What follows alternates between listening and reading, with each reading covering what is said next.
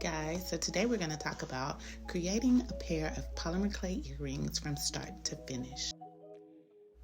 Once you've created your unique design, you've used your cutters to cut out your shapes, bake at 275 for about an hour, smooth out any rough edges if needed.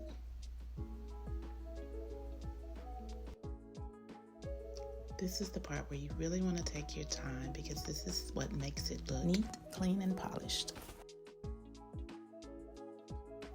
Remove any light imperfections with acetone. Give them a nice bubble bath. Removes all the dust and the chemicals that you've used on them. It just gives them a pretty nice shine. Rinse. And now it's time for the assembly. I use Loctite super glue gel to add my bindings. Once that's totally dry, I go over it with UV resin. Use a lighter to remove any bubbles in the resin. I sit mine out on the porch when it's a sunny day, and voila.